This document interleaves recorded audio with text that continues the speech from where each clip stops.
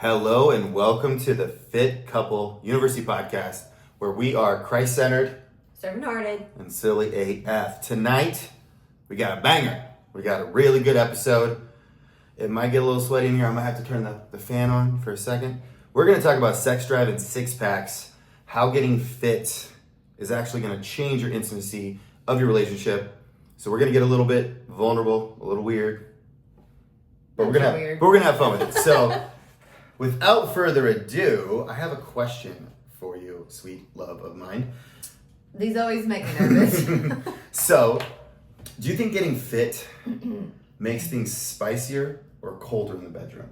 Because I swear, like one of us is always freezing and the other one's like a freaking furnace. Can I answer that figuratively and literally? Please do. Take it in any direction you want to. So when you are getting more fit, you tend to be losing body fat. So you do tend to be a little colder, aka maybe freezing a little bit. I will say Epsom salt baths before going to bed at night help with that caveat. But from a intimacy standpoint, I definitely know that it helps things to be spicier. Yes. And I'm not saying that from like our standpoint as much as like coaching other couples. And that was one of the biggest... Is that one of the checking questions you ask? Is like, how it's rate not... your sex life on a scale of 1 to 10 this week? 11. What ended up happening is as I would just help, and I almost always just helped women when I first started. But it's one of those things that would come up. They just weren't confident in their body, whatever. But they would just volunteer it because it became such a thing in their relationship, and whether it was that their husband was more attracted or maybe they just presented more confidently, so it kind of opened the doors. But it's kind of like bowel movements. It's not something that I thought that I would talk about with people. She's equated bowel movements and sex life. This is going to be a good one. I did not equate that. What I'm simply trying to say in that is that it's two things that I didn't think or realize that I would talk about as much as I have, because it is so important and so connected to fitness. Yeah.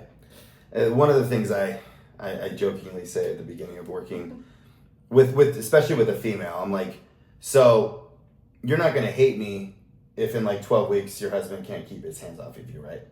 And they always laugh, but it's true. It's very really true. And I don't think it's a pheromone thing. No. I personally think it's number one, a confidence thing. 2 is when you're a little bit in better shape, blood flow works better in certain areas of the body. So things happen. 3rd is when you feel more confident in your body, you tend to wear less clothing around your spouse. This is true. And I know as a man, that is the universal signal for lucky time. And all the things together, I think, absolutely make things hotter in the bedroom. And I always need air conditioning on anyway, so it doesn't matter to me because I'm always burning up.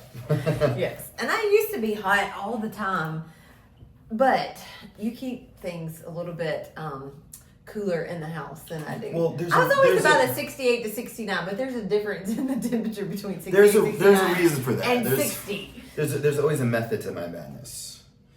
The method is, for when I'm hot, and I can't sleep if it's hot. I can't sleep if I'm hot. But this is how I'm going to justify it, is that we actually get better sleep around 60 degrees. If our body, the first thing it has to do before it can drop into like deep sleep and REM is it needs to cool the body temperature down.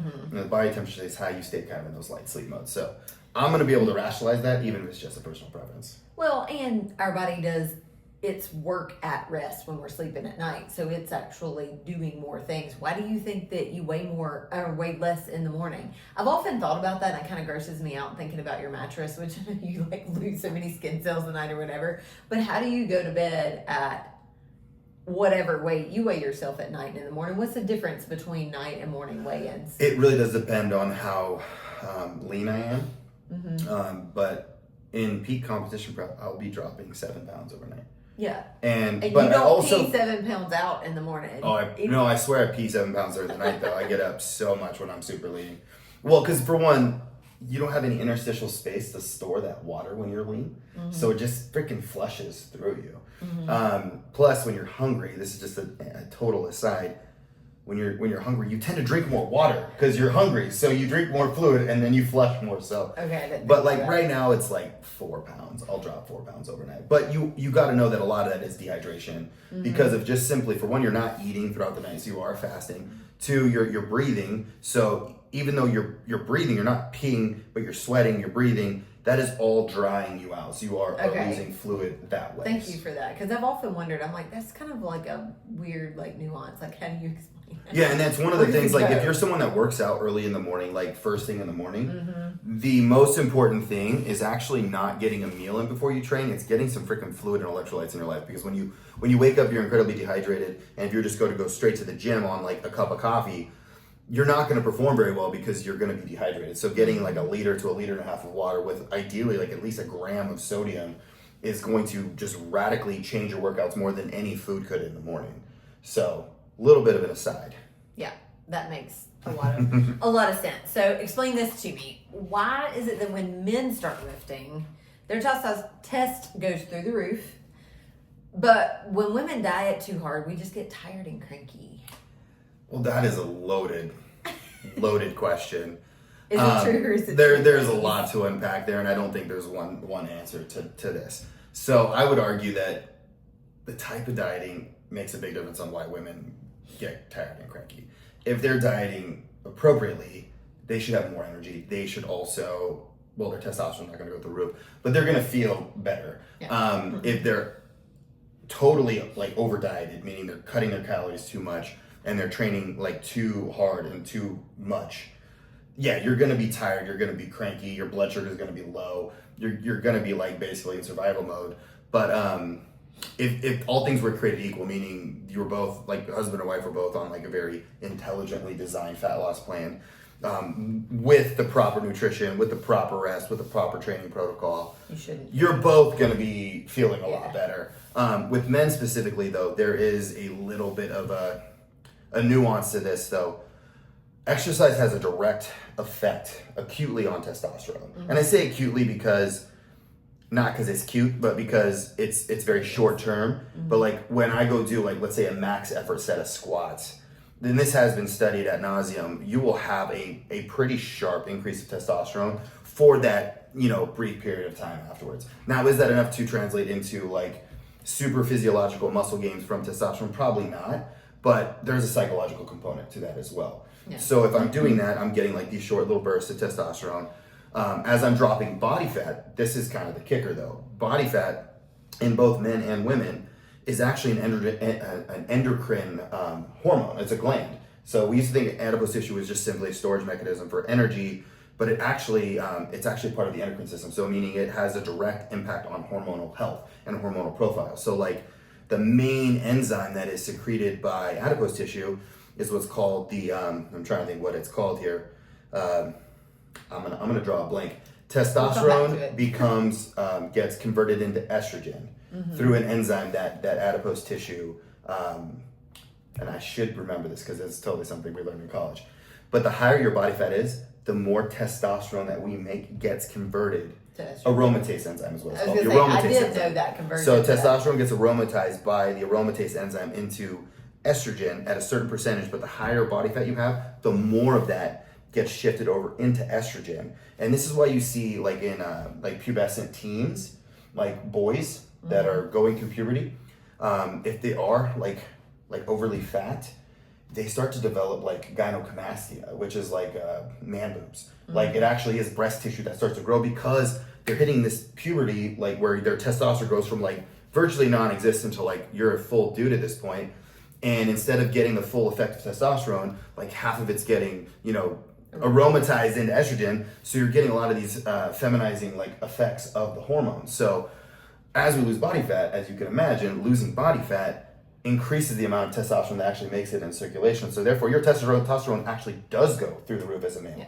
This was actually a little bit of a loaded question. And what I can tell you from all the people that I've worked with, from being a woman myself, the reason that most women respond in this way is because the diet that they're doing, the exercises that they're doing are not healthy. it's not a good plan to help them with that. They tend to cut their calories way too low. They're not getting the right macros in their diet, and they're cardioing themselves to death. And most women actually hate that. Yeah, well, men don't like it either. Yeah. FYI. So a little marathon runners are the only ones who love cardio. A little back at you question, and I am actually really curious to know what you think about this. So, do you think couples actually notice these hormonal shifts, or in like the man's case, does he think that his wife is just being moody? I think the other partner probably notices. I think it takes longer for self to notice, if that makes sense. No, it makes especially personal sense. Especially on the moody part. I think, like, for men and the testosterone, like, it's real easy for the wife to know that there's a little Why bit is he waking me up at 5 o'clock every morning? But, and I think for the man, I think a woman's going to be in denial, like, I'm not moody, It's that. I've never once got a woman to realize that she was moody by telling. That's exactly what I'm getting at. So I think it's easier when you have a couple for the partner to recognize, but it takes a while for the self to recognize. Introspection, correct? Yes. Yeah. No doubt. I love that. So, in your opinion, this is just, I guess it's kind of like a tangent question, but do you notice a difference in your? We'll kind of just camp this into a couple different ways, but like your libido, your self-confidence, and your energy, do you notice a correlation between that and how fit you are? Absolutely.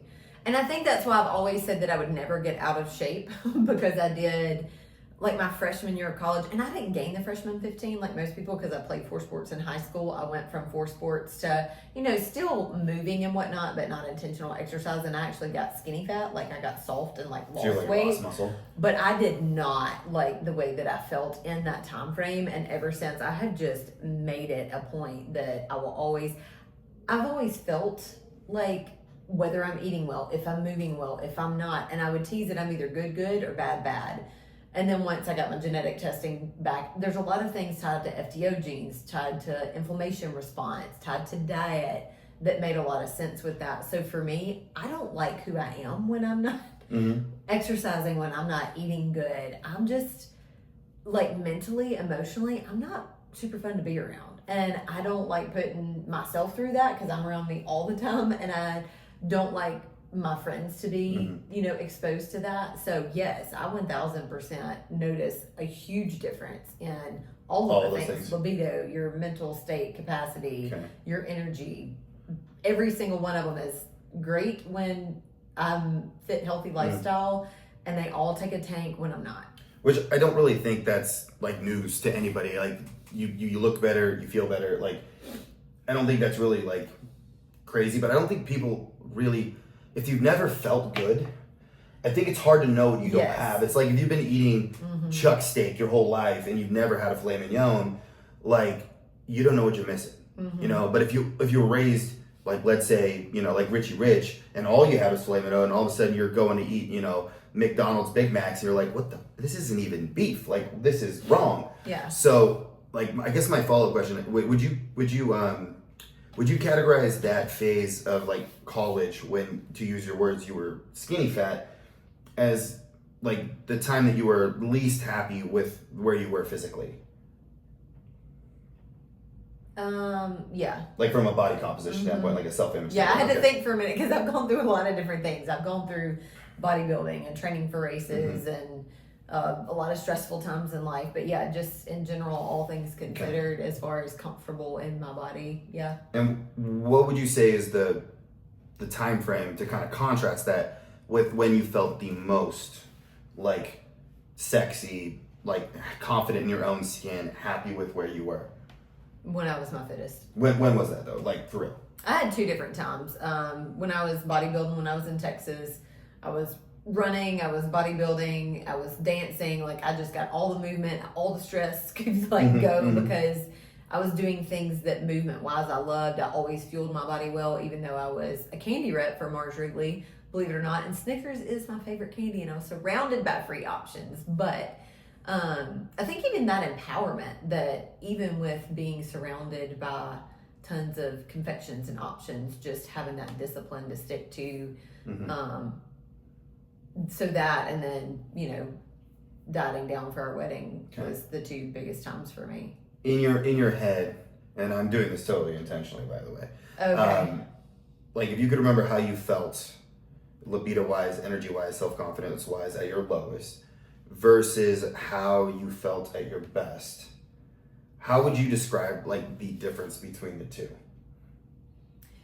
For me, I wouldn't say that it was a huge drastic difference because I've never been like super out of shape or overweight.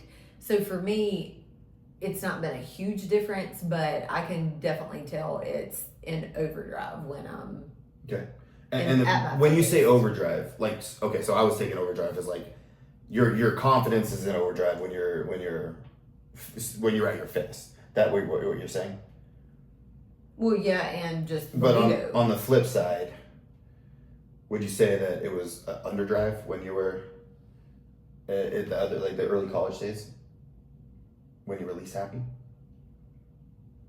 Not terribly, No.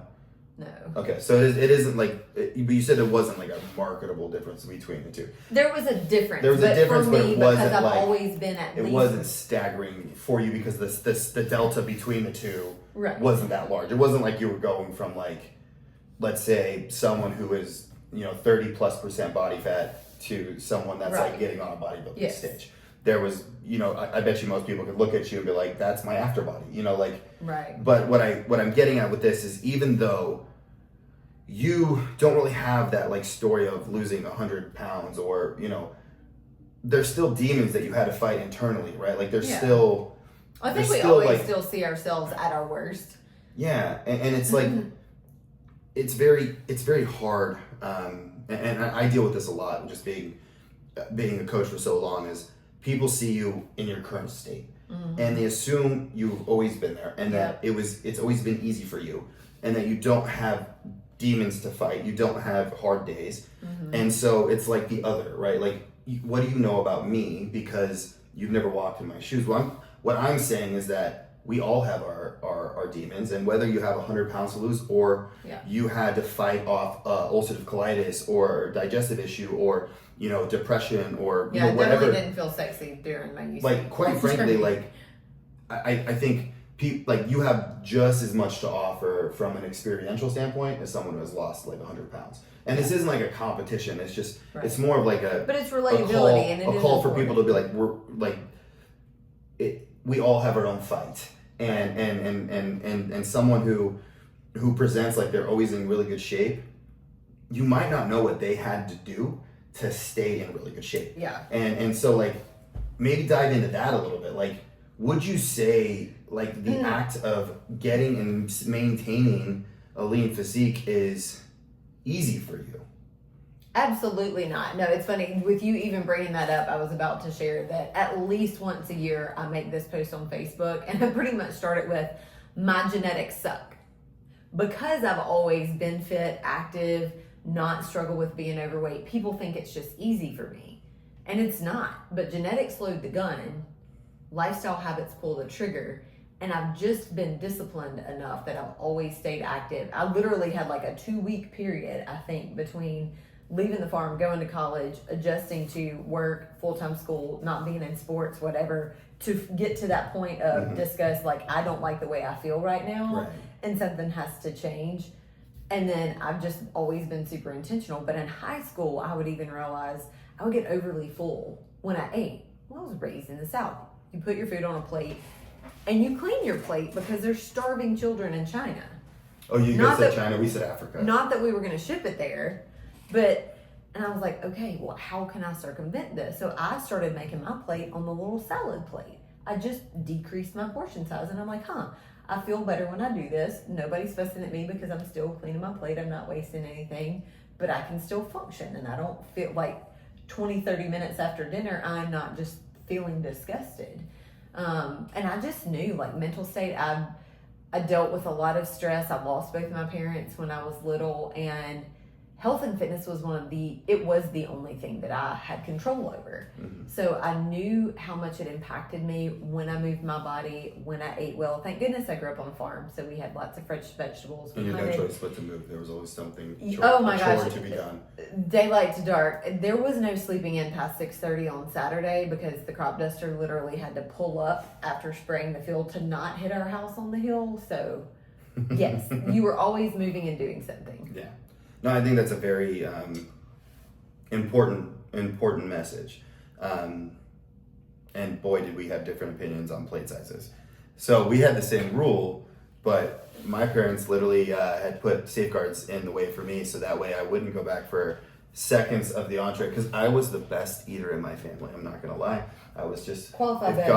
God, if you put me and my siblings and my parents in a race, I would win and I would lap them like that. So you ate faster. I was the everybody best else. eater. If eating was a skill, I was the best. You were the fastest eater. Yeah, and I was also That the might most. be why your gut has issues now. You I never was- chewed it. No, I chewed. I was a speed chewer. Everything was efficient. But so I would have to have a plate, and then in between, like, we did pizzas every Friday, like homemade pizzas. It was like a family tradition.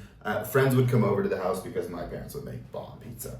But I could eat an entire extra large pizza by myself. Not even. That was not even like that was a warm up. That wasn't even hard. So my parents were like, well, he's only like 7 years old.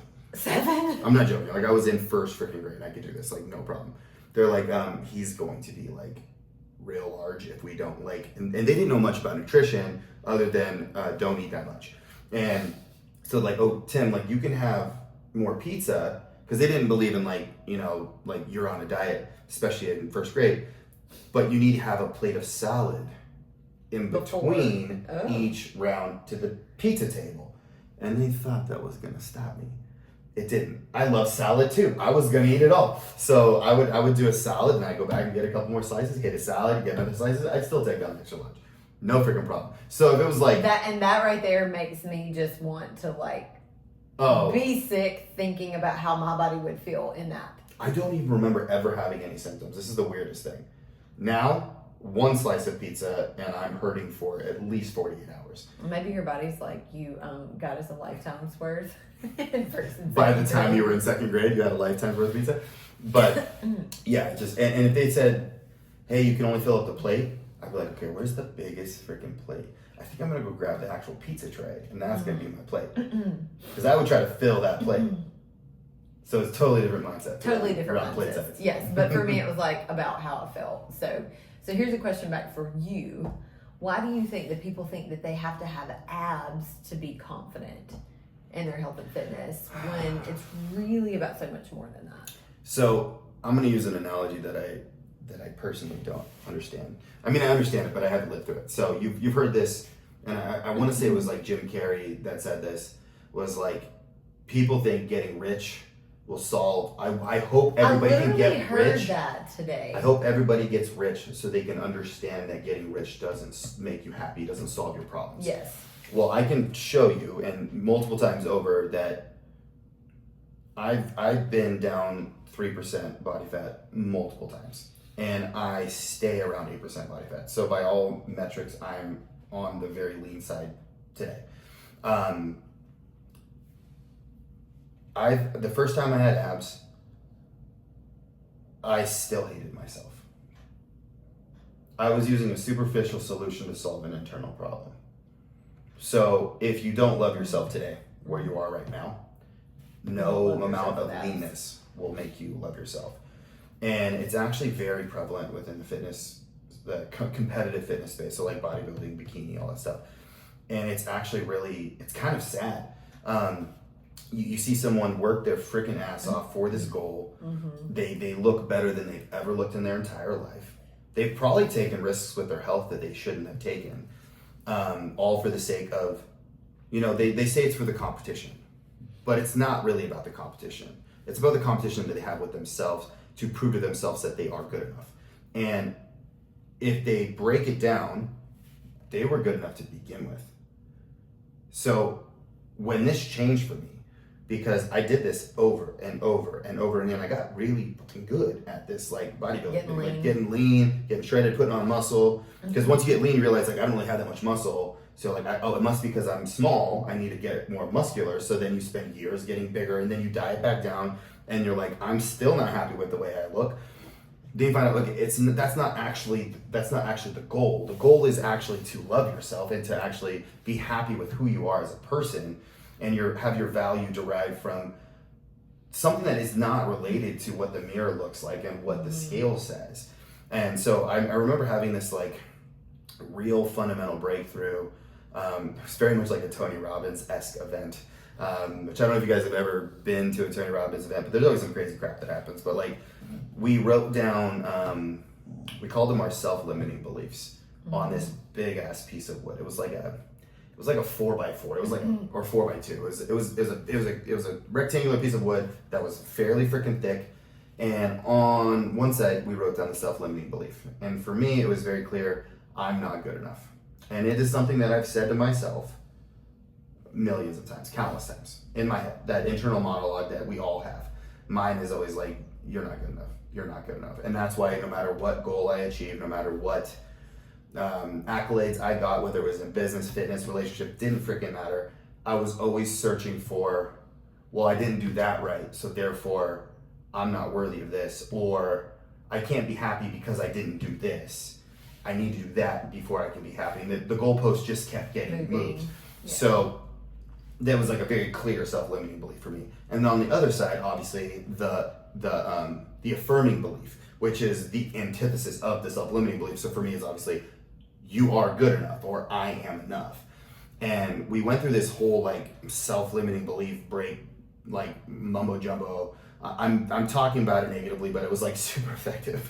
And then as the climax of the event, we had someone hold that board like this. And then you break it. And it said your limiting belief in front of you, and you had to break through the board. And we got like a little tiny tutorial. Like, I'm not a karate master by any means. Yeah. I took a class in college once, and I got my whatever yellow belt or green, but whatever the first belt is, that's not white. The one above that one, I did a kata once.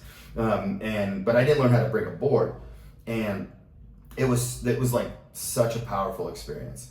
And I mean, I kind of know a lot of this stuff intellectually, but like going through it physically and actually breaking the belief, there was not, like, myself included, not a dry eye in the room. Like, there was people in their 70s, there were people like that had lost 200 pounds, there were people that had went through so much just crap in their life that were breaking these boards and like screaming as loud as they could as they were doing it, and like just breaking those beliefs.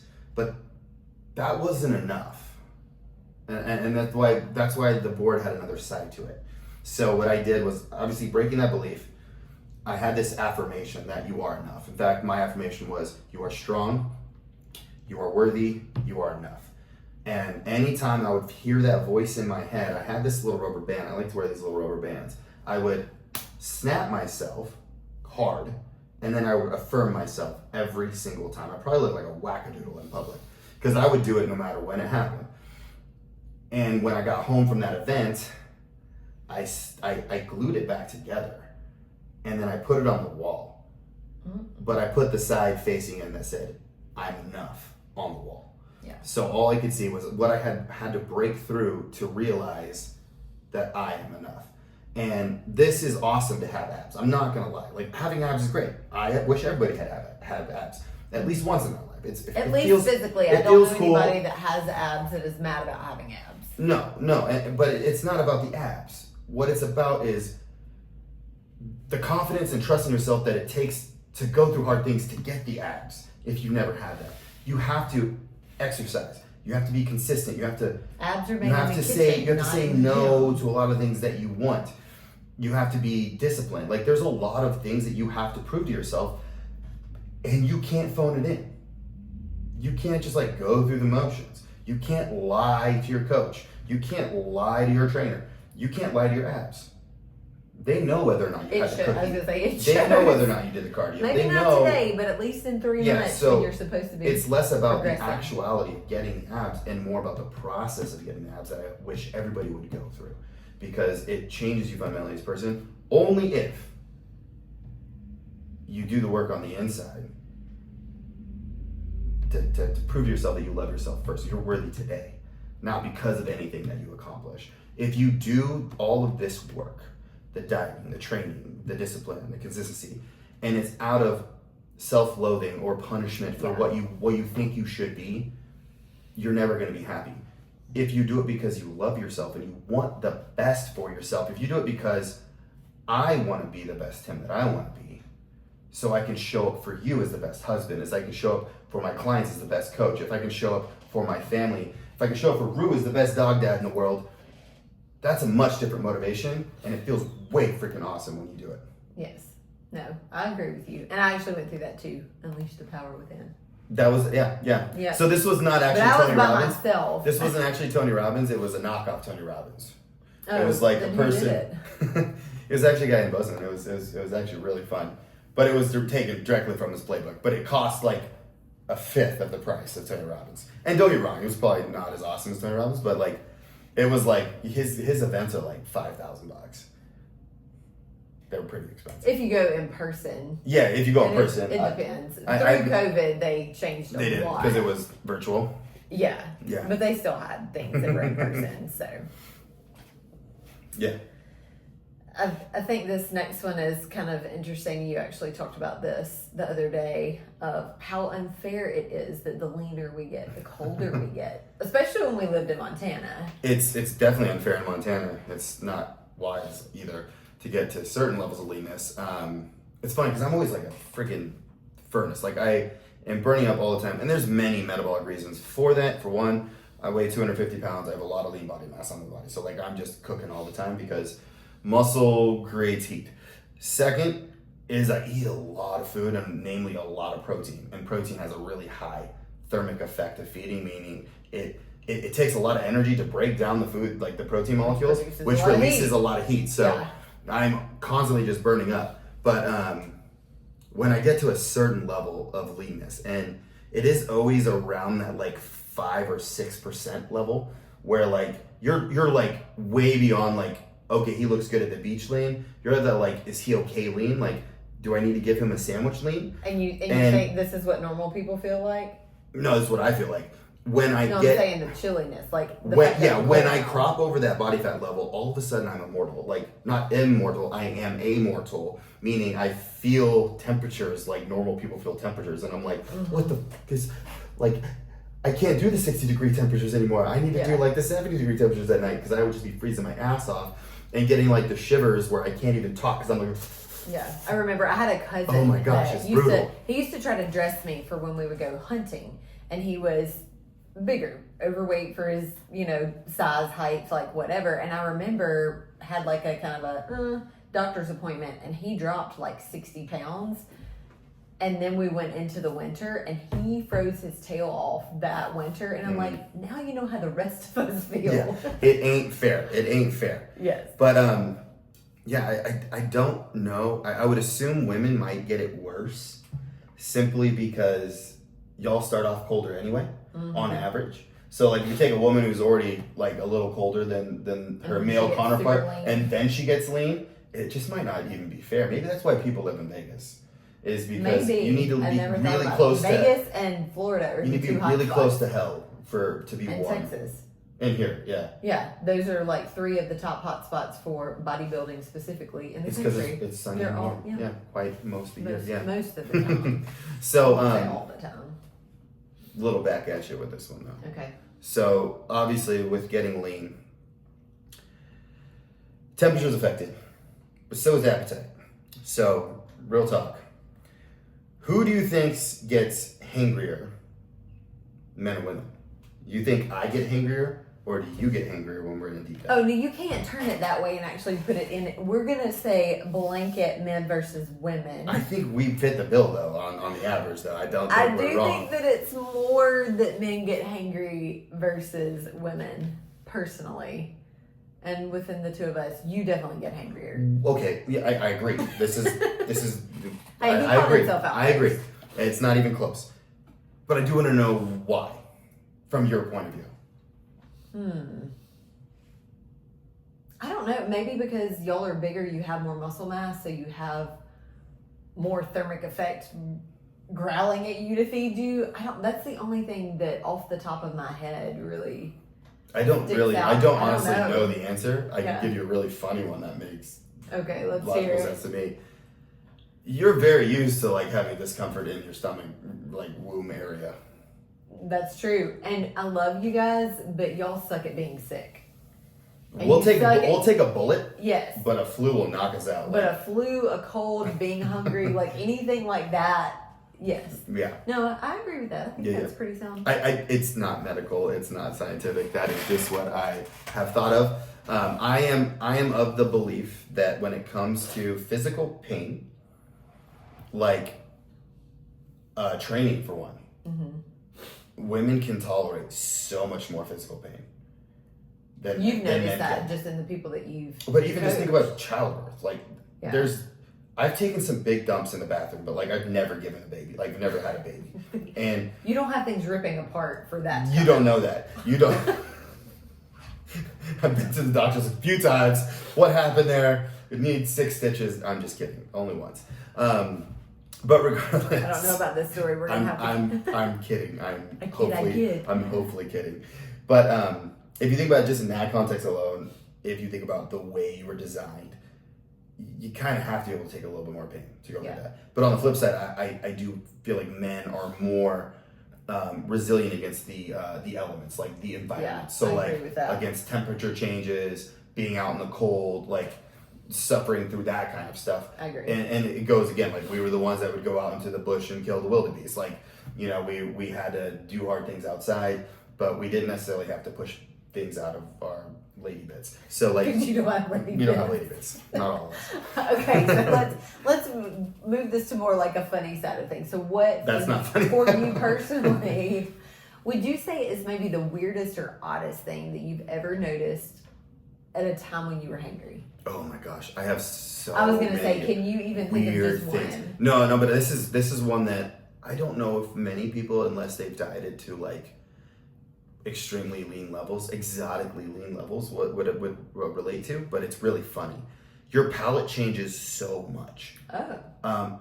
Yeah, like things that an otherwise normal individual would think are disgusting become delectable.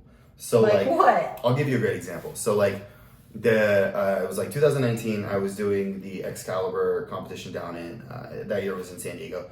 No, it was in LA. It was in Anaheim, and I was like pretty low calorie. I was doing a ton of cardio. I was the leanest I had ever been up until that point going to this competition, and my fat calories specifically were like rock bottom. So my only dietary fat that I was getting that prep for the last like 4 weeks was I got 1 tablespoon of almond butter with my nighttime protein shake. Okay. So it was just a protein shake, like 50 grams of whey protein, water, An almond and butter. 10 grams of almond butter. So it's like not even a real tablespoon. It's like bullshit tablespoon, like a cheap tablespoon. But what I would do is I would put it in a blender and I would fill that sucker up with like 24 ounces of water with a shit ton of ice. Like it would be full. 2 scoops of protein. Put the almond butter in it. I'm surprised you put the almond butter in there. I might would have like spoon licked it. No, it gets worse. I would blend it. Mm-hmm. I would.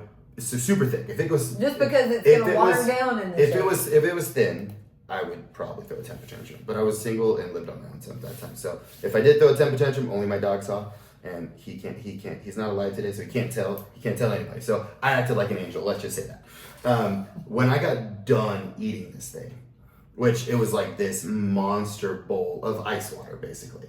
So you I made it would- more like ice cream? Like ice cream, but it was before like the Ninja Creamy and like any of these fancy technologies. Okay, got it. I would take a spoon. I would take apart the blender, and you could not tell that I just made a shake. I mean, there was So no it's water. kind of like roux now. I with would almond lick butter. that bitch clean. Like it was spotless, and I honestly thought it was like just as good as ice cream. I would tell my friends, I would tell my clients, like, you don't need to eat ice cream. This is just as good. And they would look at me a little cross-eyed, like, what are you talking about? And I'm like, no, just trust me. Just trust me. It's so good, and it's literally only protein and a little bit of fat. Okay, so when did you know? Fast forward to about 6 months after that competition, I'm like, I really like that. I'm gonna start doing that as my last meal again. It tasted like nothing. It was like freaking water. It was absolutely, there was no flavor at all. But my taste buds were so sensitive because I was starving to get so bad that, it tasted interesting. literally amazing. And that happens every single time. The leaner I get, the more amazing, very simple things taste. Like, you give me a strawberry, I would probably have an orgasm, like, at that point. I'm not joking. That's interesting. Yeah. And I can say, even where I've been in my journey, like, the leaner I get, your palate does change. Mm-hmm. And every single client that I've had helping them with stuff, I can't tell you how many people it's, I'm not giving up my Diet Coke or my Diet Mountain Dew or this sugary whatever. And I'm like, okay, let's just, this is the program, let's just stick to this. And on their own, they always get to a point where that stuff doesn't taste so good anymore. But I've never gotten to that point. There's No, extremes of all of this. I do like my protein ice cream, but I add a few more things to mine. Yeah, you probably couldn't have stuck to the 5 grams of fat. So, I do think, though, that there's wisdom within that story, even though it's crazy, is that if you start to diet, if you start to eat, I shouldn't even say diet, if you start to eat in a healthier way, where you're removing the hyperpalatable foods, you're removing the processed garbage, and you're sticking to, stuff your grandparents used to eat, right? Like, stuff that you can kill, pick, or grow. Your palate is going to adjust. Yeah. And once you get to that point, it takes only literally 28 to 30 days. Like, it takes like a month for your palate to readjust. Then all of a sudden you don't really crave those hyperpalatable, like, really nutrient dense foods or calorie dense foods, when you can do literally some strawberries with some cocoa whip, and you're like, this is the best dessert that was ever invented of all time. And that is true. And it's 50 calories. It's nothing. That's what we did for Valentine's this year, is. because he was really, watching what you were eating, going through this Well, I'm gonna say what it is. I'm prepping for the show, so Yeah. it's Well, you're prepping for prep. Your watching. prep starts in 2 I weeks. always watch what I eat. Right. Yes. Yeah. Right in your mouth. So, on to the next topic, so we don't make this incredibly long. But let's just say it, because it's a real thing. Can getting too fit actually make things worse in the relationship? And by worse, I mean sex drive, energy, mood, all of that. 1,000%. And yes. where the follow up is where is that tipping point? At least in your experience, where is that tipping point? I think it depends on the individual, but the tipping point, though, when you need to acknowledge that and think about changing, is when it starts affecting the way that you treat other people. It starts affecting your mood when you hyperfixate on, getting your workout in, and you have no flex whatsoever in your diet, and you're not training for a show or something like that, and you just project it on everybody around you. You become somebody nobody wants to be around. At that point, diet's done. Yeah, yes, we need a diet break and reassess. I am gonna push back on that, though, just a little bit. So I don't think getting fit makes things worse. I think your inability to control your emotions and have a healthy perspective on life ruins things. There is a level, at least in male physiology, I'm sure with females there's a point as well, where your body fat gets too low, and providing you're not on any supplemental testosterone like TRT or something like that, your testosterone is going to go in the toilet. But that's way lean. That's most people will never get lean enough to ever experience that. It's sub 6% body fat when that happens. And during that time, you just feel like you have no energy and you have no sex drive. And it's mostly because of, if you think about it naturally, if your body fat was that low in nature, your body's bro, we don't need to be making babies right now. You need to go find something to eat.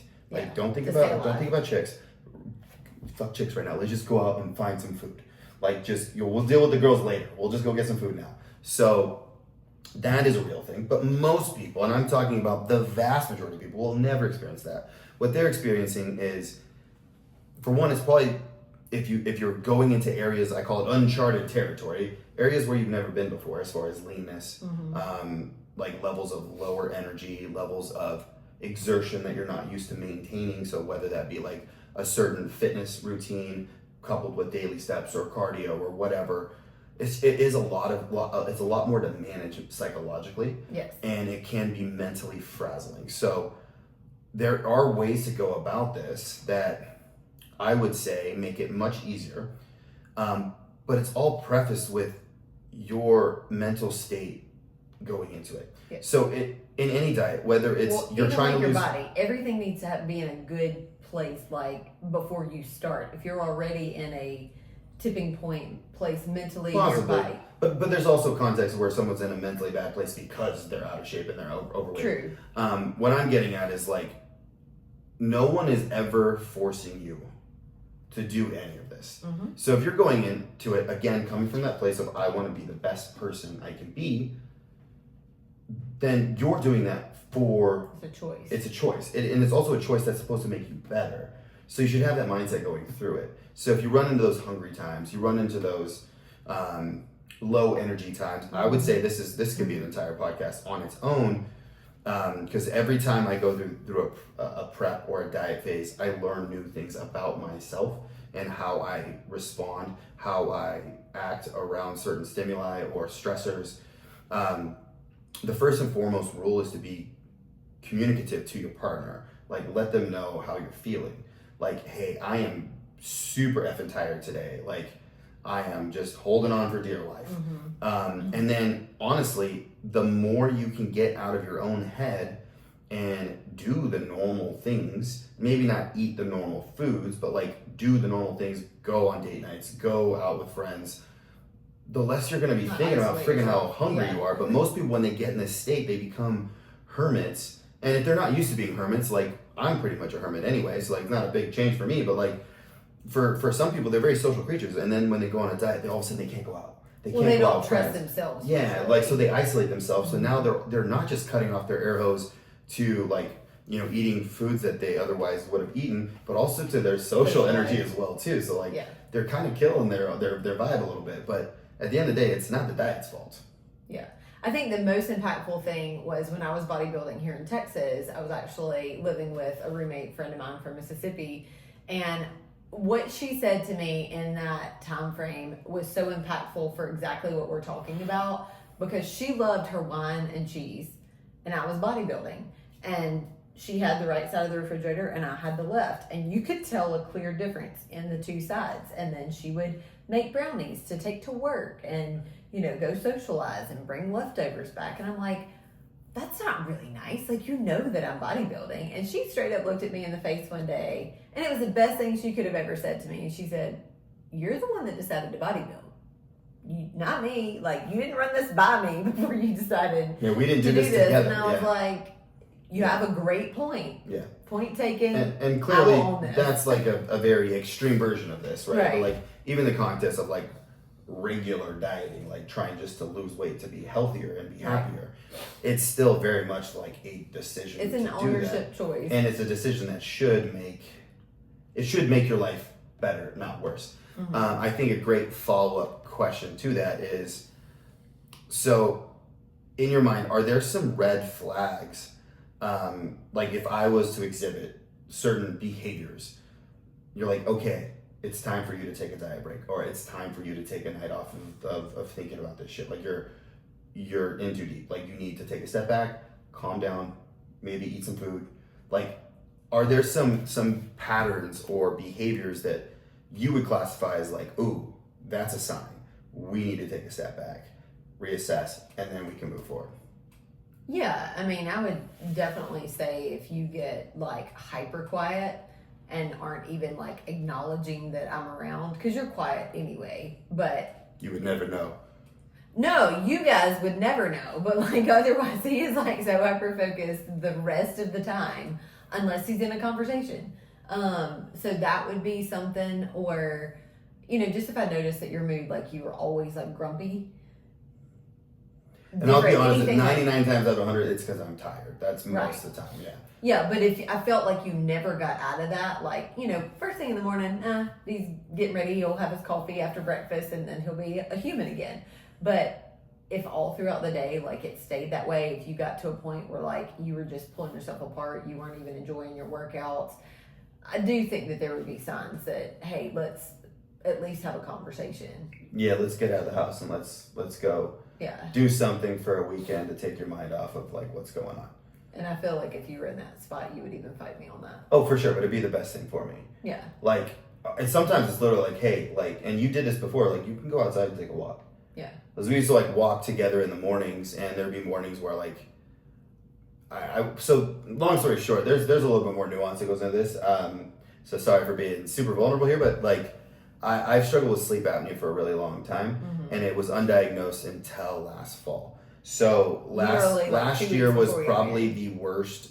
I had sleep apnea, and ironically, I was like 6% body fat, like super lean, but I have a deviated septum and a really thick muscular neck. So like I have all the reasons to have sleep apnea, and I just wasn't sleeping. Like I was getting maybe an hour, 2 a night max. Like I literally felt like I wanted to just be asleep all day long outside of the 2 hours that I worked out every day.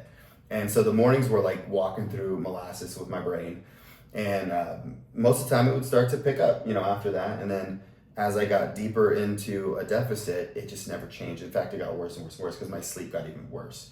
And so there was a few mornings where she's like, you can go walk on your own if you want to. Yeah. And she wasn't saying it like, dude, get the F out of the house. It was like, I always notice that when you're like this, when you go outside and you walk outside, you're outside in sunshine and fresh air, you come back as a much better human being than when you left. So like she already had like things of like, these are red flags, these are solutions to red flags. Right. But I do think like getting outside, getting your mind off of what's troubling you or what you're fixating on, whether it's diet, whether it's workouts, whether it's whatever. Yeah. Like I didn't sleep last night. Yeah, like just, getting your focus off of that for a period of time. And ideally doing something that's like relaxing. Well, and I also knew before, like I was in the picture that was your time that you kind of walk and pray. A lot of times that was your quiet time with the Lord or clarity, like asking for direction or whatever. And when we take that out, like how we start our morning is so important. And when we don't have access to that, it just makes the rest of your day super anxious, or it does for me. I've communicated that to you. Like that was what I was most excited about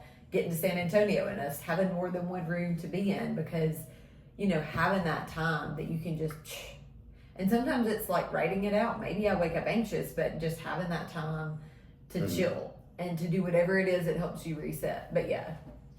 So obviously it was a learning experience for the diet. It was a learning experience for both of us.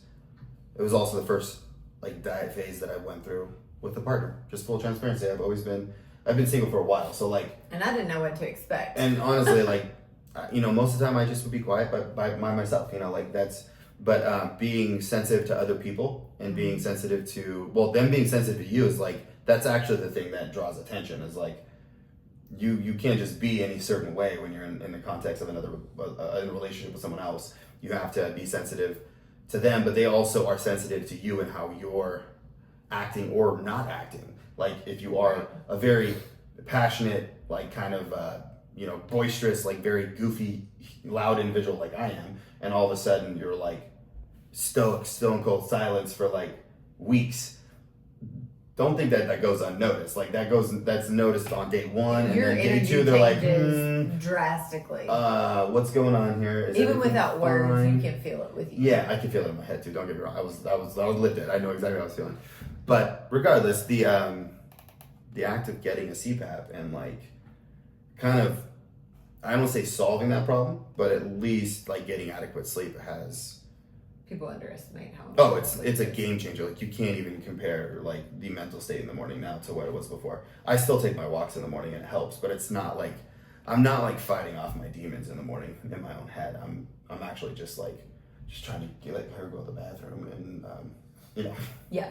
Well, and on that note, so with what you just said, which some of that's tied to sleep, but just from an extreme dieting standpoint, when people tend to be tired, cranky, whatever, when they're extreme dieting, like what is a reason to do that? So in my opinion, the only reason to extreme diet is, and I would actually, there is no reason to extreme diet. Because even in the context of bodybuilding and getting extremely lean, if you are designing it in your fat loss phases in an intelligent manner where you give yourself plenty of time to get ready for a competition, meaning you're not crashing into a show in 12 weeks. You know, you're not letting your body fat get too high in the off season, so you don't have that much to pull off. And you give yourself adequate time for diet breaks, for refeeds, etc. You shouldn't have to ever do anything too extreme. Obviously, we have to get uncomfortable, because getting lean, no matter what dieting style, when you get a certain leanness, it's uncomfortable because your body does not want to be that lean. And by definition, the fact that not many people get that lean, it is because it's really freaking hard to get that lean. Like, you have to persist through a lot of like struggle, mental and physical. But in the context of just, you know, I want to look better, I want to feel better, there is no reason for extreme dieting. I just had to ask and I ironically I do, but too many people want to do it, because here's the good side of extreme dieting, and I think it's important to note both sides.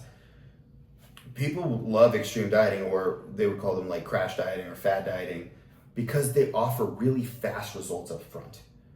And it's like this buy-in fallacy of like, if you do this crazy, and I'm just going to use what I think was like the dumbest I can't even believe that people believe Dr. Oz, for one, about nutrition. Literally think he's Satan's little brother. But like the HCG diet, which was like 500 calories. You take this shot that doesn't do anything for fat loss at all. It's a fucking fertility hormone. And then you're told not to exercise because you're not eating enough. And people lose, but you starve yourself. Of course you're going to lose freaking weight the first few weeks.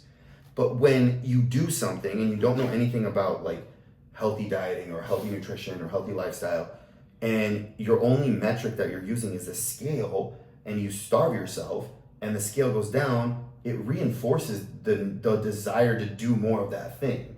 And that can be a very, very addictive like thing, a very addictive quality. Like it's great that like meth is not available like commercially, because people are like, oh, if I take meth, I don't eat and I lose all this weight. It's great, and I have all this energy. I don't know why. Forget the fact that you and die. then you die like 2 years later. Yeah. But and honestly, we don't think that far ahead. We think, how do I want to be lean yesterday. So anything short of yesterday is already too long for me. So how do I get lean tomorrow? Mm-hmm. So what can I do today to get me abs tomorrow? Right? It's always a quick fix. And I don't care if I have to pay a cost for it. Like, that's why, you know, crap like cool sculpting, or, you know, like geriatric surgery, or even the new GLP-1 agonists, like, these are all very, very sexy, and they're very, very expensive. But people will do them left and right. But they will balk at hiring a nutritionist. They will balk at paying $50 for a visit to the dietitian. You know, they will balk at these seemingly lower costing because it's not worth it. But that's because these people are going to say, hey, you got to do these things on a consistent basis to get to where you need to go. And yes, it's going to take a little bit of work. It's going to take a little bit of discipline and a little bit of accountability. But that's not nearly as instantaneous as taking this drug or the shot or this medication or the surgery that will offer me results that I don't have to do anything for except for pay them money, and then the shit just happens. Like, it makes sense why people want to do it. So we have to fight hard tooth and nail against that type of mentality, because it's just perpetuating the yo-yo. Well, and it's human nature. And just for the record, it's not saying that we are against those things. They're all tools that can be used in the right context and that can be helpful. But our heart is just to help educate people to know that there are other options and that they can do healthy lifestyle and get to where they want. But it's human nature to take the path of least resistance. Oh, 1,000%. All of us do. If I gave you a button that said, hey, you can either work for 10 years, 80 to 100 hours a week, or you can push this button, but both of them are going to make you $1 million. Everybody's going to push that button. Yeah.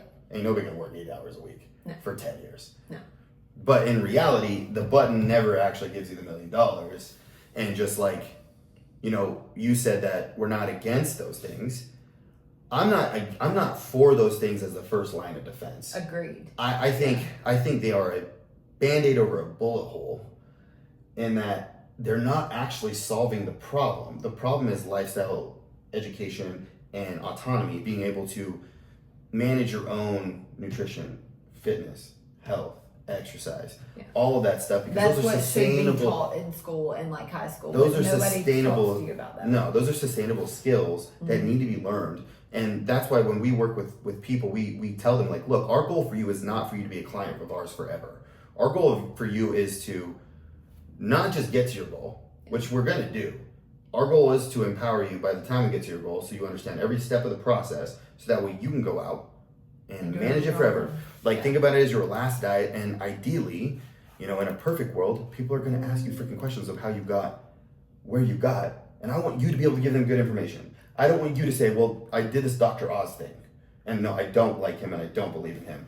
And I was never going to lie and say that. No. I know better than that one. So, I think kind of a great way to like wrap this all together is, obviously with a lot of these extreme diets, there's a lot of like burnout and metabolic damage and things like that happen. So if someone was asking you, like, or talking to you, and you're like, boy, this person seems like they're incredibly burned out dieting, like, what's the first thing that you would tell them to do to fix this problem? Like, saying they've been trying all these diets, they've been doing all these crazy, fat loss drugs or supplements, whatever you want to call them, and they've just been doing one after the next. Like, the average American diets 5 times a year. Like, that's not me just making up a number. No, That's like statistics, right? yeah. So, like, what would you tell that person? Honestly, the first thing is to step back and take a diet break, because mentally, emotionally, physically, they're tired, their metabolism's in the tank, and we're really dealing more with an identity issue than anything. We're putting more of our identity, or this person is, in a number on the scale or a size pants that they're wearing, etc. And they need to take a break and just kind of learn like good nutrition, like what is food, and to look at it from a fuel standpoint versus, just emotionally, what do I want to eat today? There's a lot mentally to unpack there. And I mean, we deal with this a lot with clients that come in. They've tried diet after diet after diet, and they have no metabolism by the time they come to us. And mentally, it's a struggle for most people to build that back up, to build calories back up, to get back to a maintenance phase. But you need to do that first in order to then start, because just say that we have a client come to us and they're at 1,100 calories. Well, you're gonna pull 500 calories from their diet, like There's nothing to pull. No. from. And I think that's where most people will come to a coach. They'll have a consult call with us, and if we don't tell them that, or we don't say, hey, we can get you this, and it's hard a sell. short period It's of actually time, a really hard they're sell. not the right client for us, because we're not going to lie to them, and we're not going to tell them, yeah, we can get you to this, and we're going to run you into the ground that much more, but we can get you there.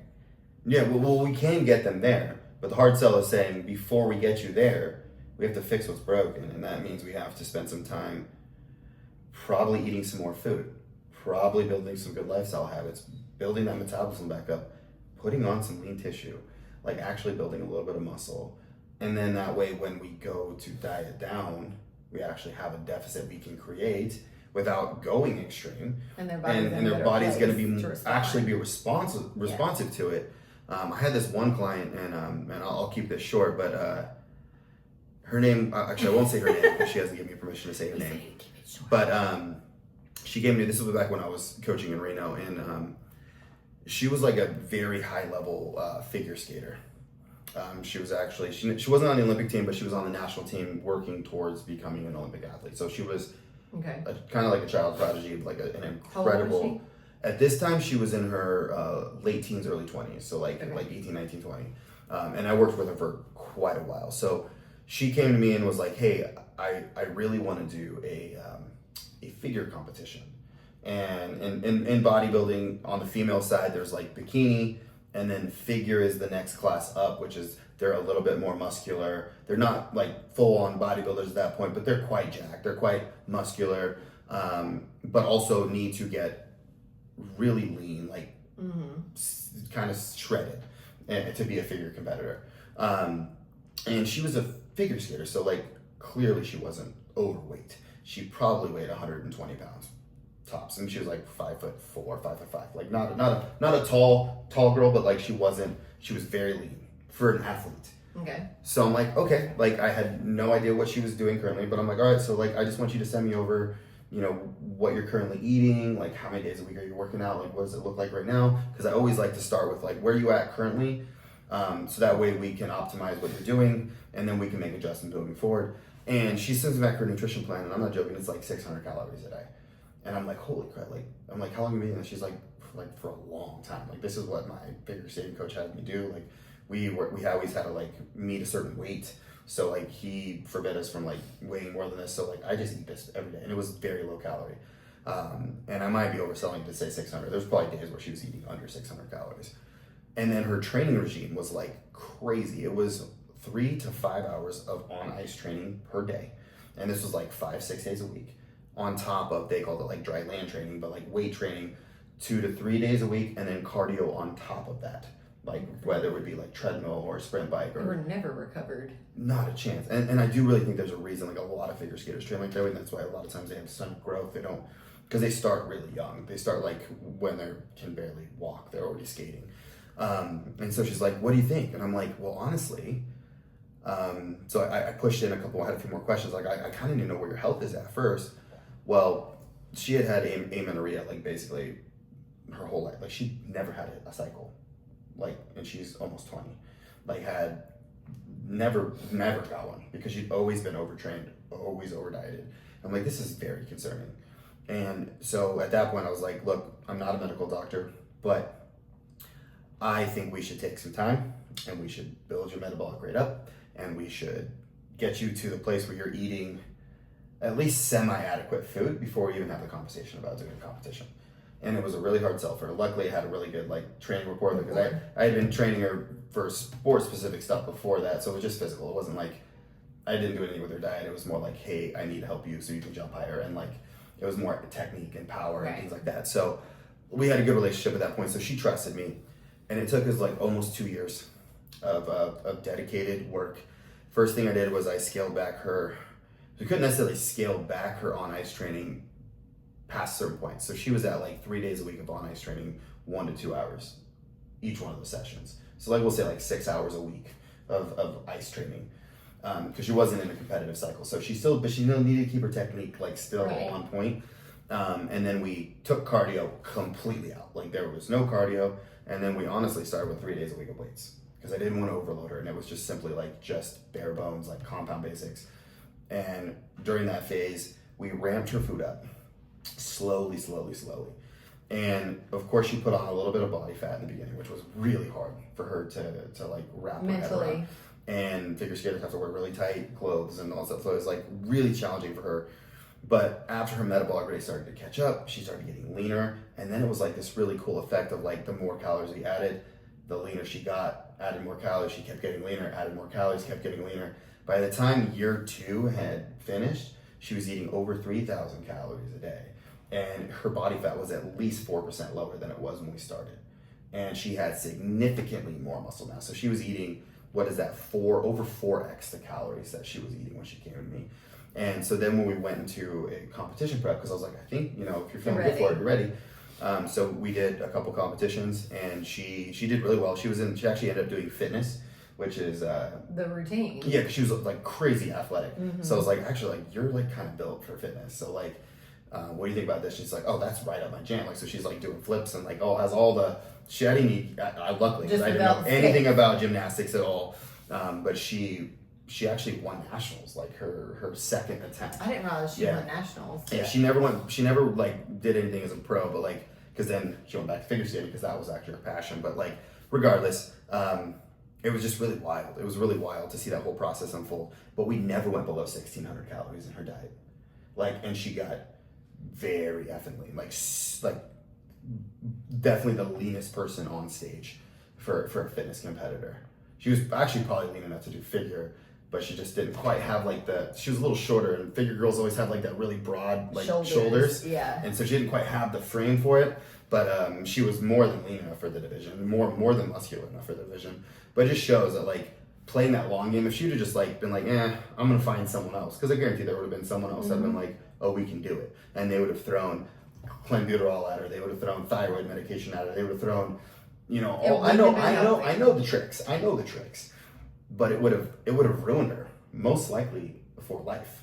Yeah. And I just saw like on on Facebook, like her and her husband just had a baby. Like it was just this I last wondered year. if you still kept So- up with her. So it's cool because obviously that means that her hormones like stayed intact, because it was weird after like, and this might be a little bit TMI, that's why I'm not saying the name, but like I remember when she first got her Her cycle, cycle. and it was like, what the fuck? Like she's like, for one, she was like, it was way easier when I didn't have to deal with this crap. Yeah. But at the same time, it was like, thank God the Because years it's a and years signal of that you're abuse, in a healthy hadn't state. ruined your fertility. So like that just goes to show like the extreme dieting, bad idea. And if you're in a broken spot, if you want to be successful long term, meaning, and success doesn't mean winning nationals. Success means reaching an ideal body composition for you, a healthy body composition for you that's sustainable long term, and having energy and having like self confidence. You most likely will have to do some rebuilding work before you do a diet, if you are in a broken spot. Well, and like gleaning from her example, like what would you say from a hormone standpoint? What are some things, like how much do things like stress, sleep, diet affect hormone health? I think it's one of the biggest things. So like even if you talk to a good like TRT doctor, if I was to come to a good TRT doctor and my testosterone was in the toilet, he's not gonna be like, here's some testosterone. He's gonna ask you about He's gonna be like, lifestyle. hey, like how much you sleeping? That's probably the first thing he's gonna ask. And I'm like, well, not a lot. Okay, we should probably try to fix that. Still, no testosterone. How's your stress? Oh, me and my wife fight all the time and I hate my boss. We should probably try to fix that. How are you eating? Oh, well, like, I don't know, I eat Chipotle every once in a while. and And scotch I every drink some night. beer. Well, we should probably work on that too. Do you exercise? Do you train at all? Well, no. I thought I was here to get testosterone, not to train. I want muscles in a bottle. Okay, so we're going to work on that too. We need to address all of those things before we even talk about giving you hormones. And I think that's that's what because most people are not aware of. it is absolutely fundamental to, and I use men as like the example, but like women are no different in that your hormonal health is directly tied to your physical activity, your nutritional status, your stress, your sleep quality, like all of that stuff. I'm just glad that you addressed that. I think that's questions that a lot of times people don't understand. And that's why even from a general practitioner standpoint, if somebody is writing you a script for any kind of drug and they're not even asking you questions about any of the rest of your lifestyle, Yeah, I would get a second opinion. Our bodies are not a reductionistic algorithm. We are a completely holistic unit, and to treat the parts, not the whole, is, I think, a real disservice. Like great practitioners, in my opinion, at least the ones that I've worked with, have always seen correlations that didn't present themselves per se on the blood work. Like if your testosterone's low, you can see that number on the blood work, but they're asking the questions of why is that low? What else is going wrong in your body that is making that low? Because if all systems are in check, that shouldn't be low unless there's a genetic predisposition or a disease. So. And unfortunately, I think most people, they have to get to a point where something's off, something's wrong. They're having to go to a doctor. And I can tell you, if you're in that place where everything seems okay, but you know that you don't have healthy habits, start now. Because once that can of worms is open, because you just talked about this is like a whole system, it usually comes in like 3. So you don't normally have one diagnosis. You don't normally have one issue to deal with. It's normally several different things. And if you're just throwing drugs at them, then they have side effects. Yeah, and you're gonna take drugs to mask the side effects, different- and then take more drugs to mask those side effects. It's Yes. like a perpetuating cycle. And I'm not saying don't take medication. There's a reason to take medication. It's a tool. It's especially like you got high blood pressure, take some dang medications, but also work on why you have high blood pressure. If you're eating like garbage, if you're overweight, if you are not exercising, if you're stressed out, you're not sleeping, take the blood pressure medication, but work on the thing that's causing it, so that way, ideally, you don't have to take the blood pressure medication long term. And if you are genetically predisposed to high blood pressure, okay, at least you don't have high blood pressure, but you also fix the stress and the sleep. So like, always do the work. We don't ever want to do the work for ourselves, but the work that we do for ourselves is always going to last versus whatever's done for us or done to us. So, Get a skin in the game. if you had one parting piece of advice or words of wisdom, what would you tell someone that's maybe listening, if they've made it this far, and they're struggling right now, like whether it's with their libido, with their energy, their body image, they've tried all the diets, they feel burnt out. What would you tell them? Like, just if you had a billboard, like an Alicia billboard that they could see when they drove to work every morning, what would it say? Well, the first thing I would say to somebody, I don't know that I could condense it to billboard lingo, but would be to start identifying as a healthy person, to start identifying as somebody who, enjoys your life. Because even if you're not there and you don't feel like it, if you identify as that, if you start making all of your decisions in life based off of what would healthy Alicia do, what would a fit Alicia do, what decision would she make in this circumstance, you're going to find yourself starting to do those things, or at least getting curious. You may not know how to get there, but it'll make you curious enough that you start researching, you start reaching out, for people that can help you in those avenues. And take it like one step at a time. I think it's just like New Year's resolutions. The reason most people fail when it comes to health is they try to do extreme. They try to do all the things overnight. It's too much of an overload and none of it's sustainable. Pick one habit and get really good at that habit. Maybe it's just going to bed by 10 o'clock at night. Maybe it's just drinking 80 ounces of water.